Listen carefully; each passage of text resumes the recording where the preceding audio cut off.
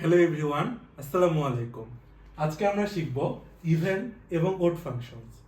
চলো ক্লাসটি শুরু করা যাক।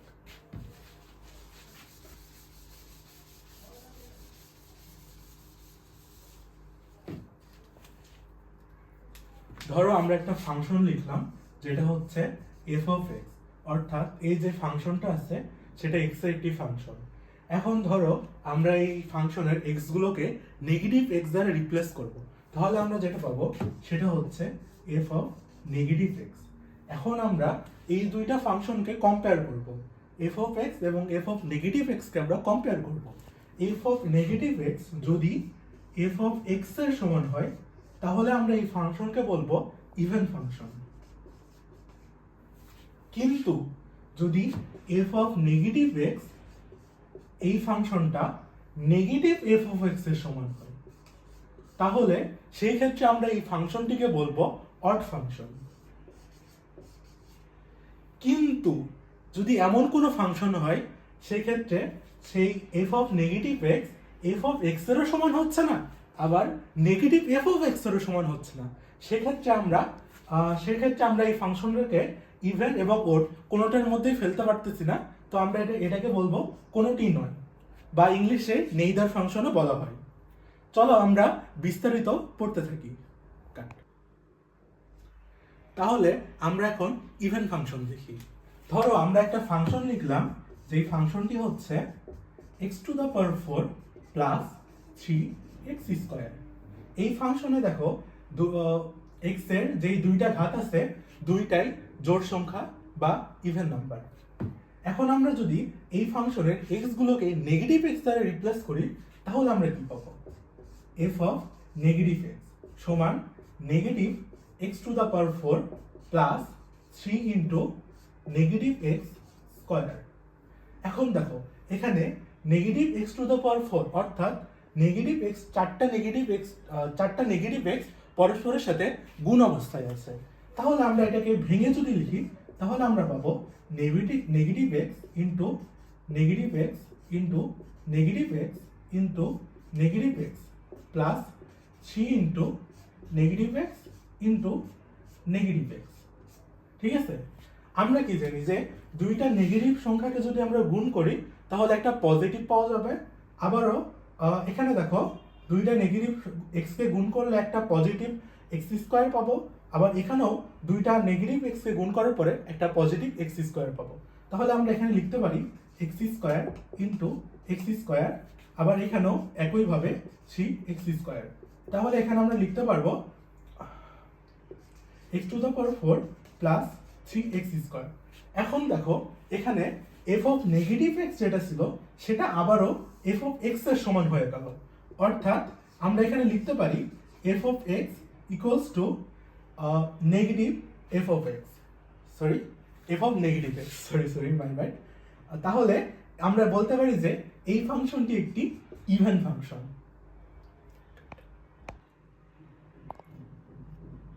আমরা দেখেছিলাম ইভেন ফাংশন, এখন আমরা দেখব ওড ফাংশন।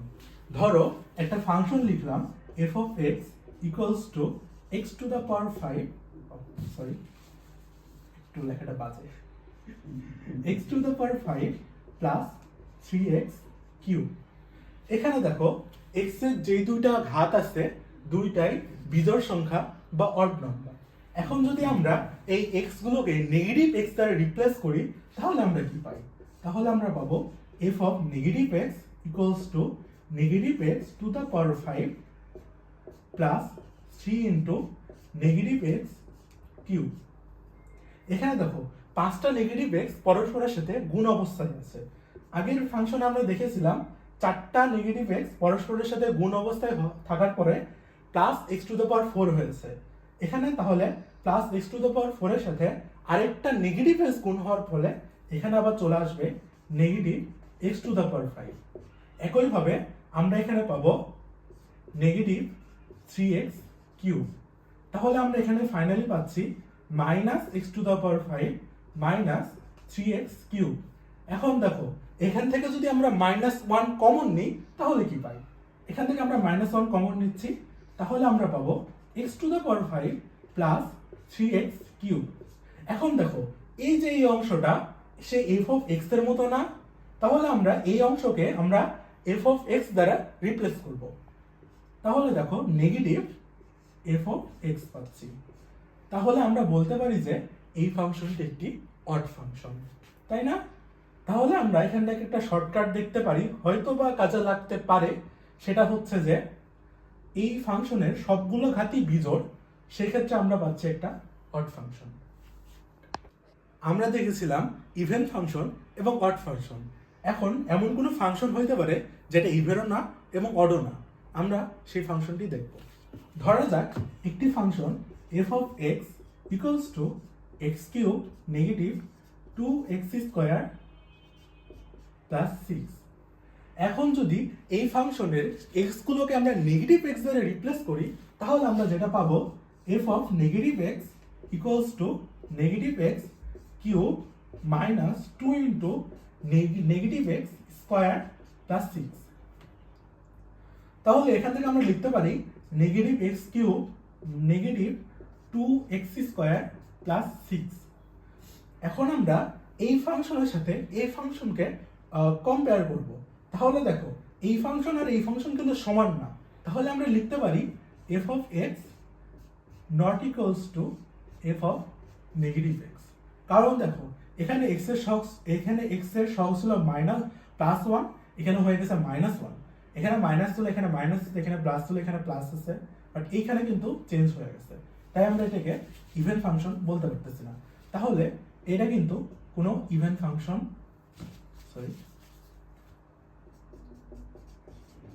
এটা কিন্তু কোনো ইভেন ফাংশন না। এখন আমরা দেখব এটা কি অড ফাংশন হতে পারে। আমরা এখানে নেগেটিভ 1 কমন নেব। যদি এখানে নেগেটিভ 1 কমন নিই, তাহলে দেখব এখানে আছে x cube plus 2x square minus 6। এখন দেখো এই অংশটাও কিন্তু এই অংশের সমান হচ্ছে না, তাহলে আমরা বলতে পারি যে এটা কোনো অড ফাংশনও না, যেহেতু F of x not equals to negative F of x, তাহলে এটা কিন্তু কোনো অড ফাংশন না। তাহলে এটা ইভেনও না অডও না। এখন আমরা গ্রাফ দেখব যে ইভেন ফাংশন এবং অড ফাংশনের গ্রাফগুলো কেমন হয়ে থাকে। ধরো একটা ফাংশন আমরা লিখলাম F of x equals to x square. এই ক্ষেত্রে যে গ্রাফটা আমরা পাবো সেটা হচ্ছে এমন একটি প্যারাবোলা। এখন দেখো এই যে গ্রাফটা আছে সেটা কিন্তু ওয়াই অ্যাক্সিসের সাপেক্ষে প্রতিবিম্ব।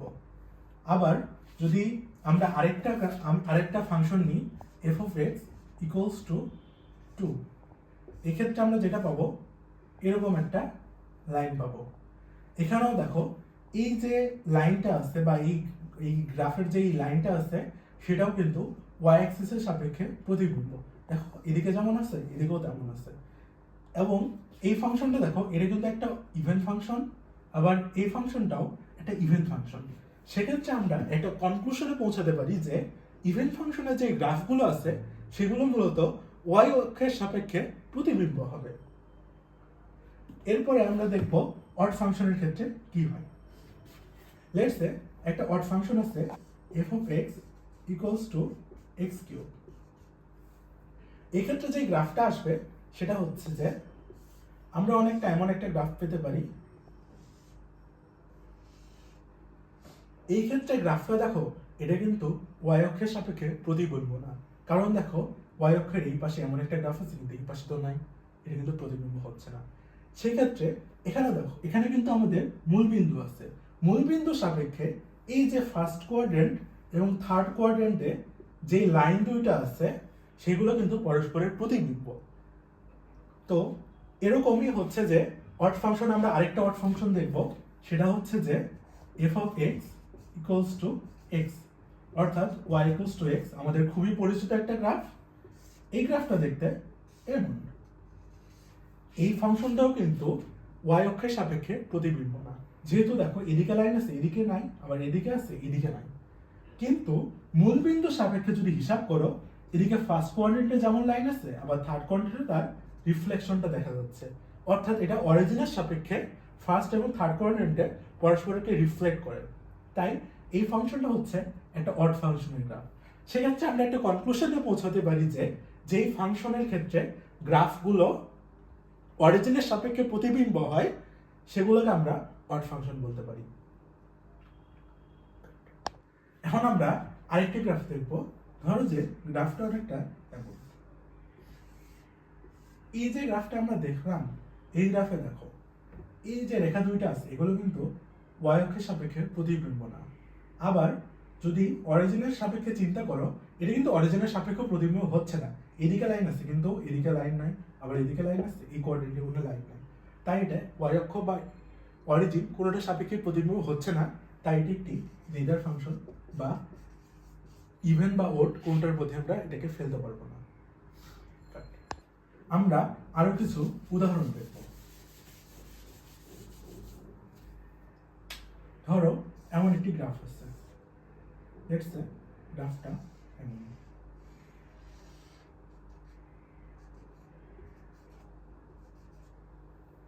এই গ্রাফে দেখো এই যে এই লাইনটা আছে এবং এই লাইনটা পরস্পরকে ওয়াই অক্ষের সাপেক্ষে রিফ্লেক্ট করে, অর্থাৎ এখানে ওয়াই অক্ষ একটি মিররের মতো কাজ করছে। এটি একটি ইভেন ফাংশন। এখন আমরা আরেকটি গ্রাফ দেখব।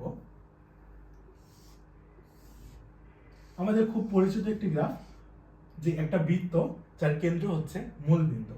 এখন দেখো এই গ্রাফের ক্ষেত্রে আমরা যদি ওয়াই অক্ষের সাপেক্ষে চিন্তা করি তাহলে দেখো এই সাইডটা এবং এই সাইডটা ধরা যায় পরস্পরের প্রতিবিম্ব।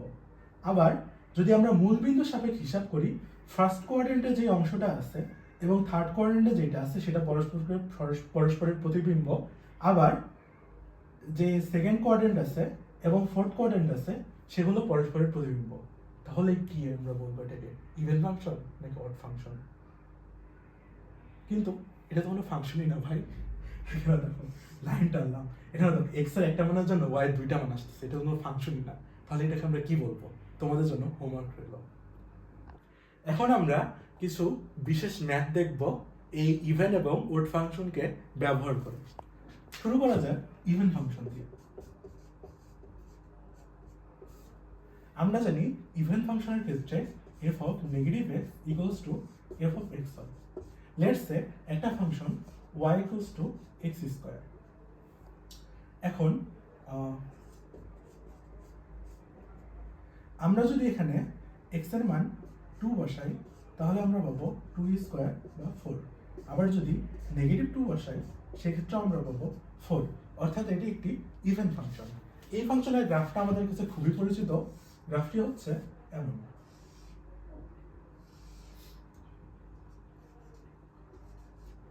ধরো আমরা এখান থেকে কিছু সিমেট্রিক অংশ নিলাম, লেটস সে এই পর্যন্ত নিলাম,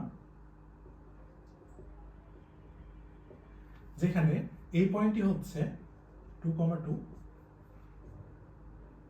নেগেটিভ 2,2, 2,2, নেগেটিভ 2,0, এটা হচ্ছে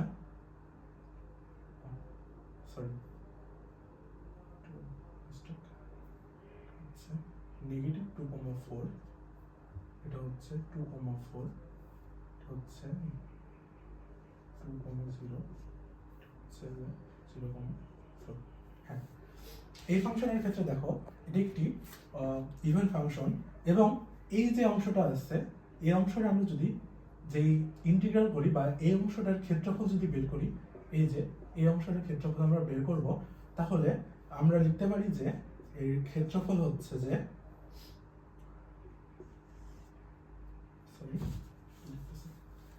ইন্টিগ্রেশন লিমিট আমরা বসাবো এখন। এই যে দেখো নেগেটিভ 2 থেকে +2 পর্যন্ত, -2 +2, ফাংশনটা হচ্ছে y equals to x square. তাহলে আমরা লিখব x স্কয়ার dx। সেক্ষেত্রে আমরা এখান থেকে এটাকে ভেঙে লিখতে পারি, যেহেতু এটা সিমেট্রিক, যেহেতু এই অংশটা হচ্ছে যে পরস্পরের সিমেট্রিক বা পরস্পরের প্রতিবিম্ব, সেক্ষেত্রে আমরা লিখতে পারি নেগেটিভ 2 থেকে 0 পর্যন্ত একটা প্লাস আরেকটা ইন্টিগ্রাল করবো আমরা 0 থেকে 2 পর্যন্ত। তাহলে দেখো এই অংশটা আর এই অংশটা পরস্পরের প্রতিবিম্ব, বা তাহলে আমরা বলতে পারি যে এই অংশের যে ক্ষেত্রফল আছে আর এই অংশের যে ক্ষেত্রফল আছে দুইটা পরস্পরের সমান। তাহলে আমরা দুইবার ইন্টিগ্রাল না করে আমরা একবার ইন্টিগ্রাল করব, সেটাকে 2 দিয়ে গুণ করব। তাহলে আমরা লিখতে পারি 2 ইন্টু লিমিট বসলাম 0 থেকে 2 x স্কয়ার dx। এটাই কিন্তু আমাদের এই পুরো অংশের ইন্টিগ্রাল। এটা সেই ক্ষেত্রে সম্ভব যদি হচ্ছে যে সিমেট্রিক অংশ নিই, কিন্তু সিমেট্রিক না হলে আবার সম্ভব না। লাইক হচ্ছে যে আমরা লিমিট যদি এখানে 3 নেই, তাহলে কিন্তু আমরা এইভাবে করতে পারবো না সরাসরি 2 দিয়ে গুণ করে। দেন আমরা দেখব ওড ফাংশনের ক্ষেত্রে কি হয়।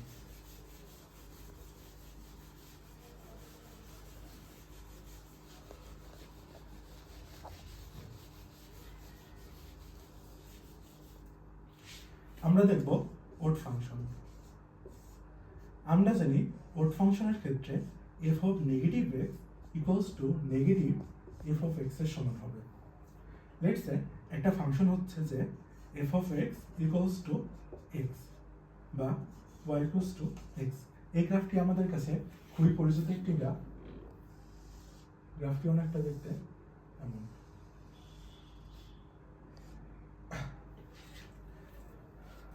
এক্ষেত্রে যদি আমরা f অফ 2 নিই, তাহলে আমরা পাবো 2, আবার f অফ নেগেটিভ 2 নিলে পাবো নেগেটিভ 2। অর্থাৎ এই ফাংশনটি একটি অড ফাংশন। এখন দেখো 2, 0, নেগেটিভ 2, 0। আমরা এই যে অংশটার এরিয়া নির্ণয় করব বা ইন্টিগ্রাল করব। তাহলে দেখো এখান থেকে আমরা ইন্টিগ্রেশনটা করে ফেলি।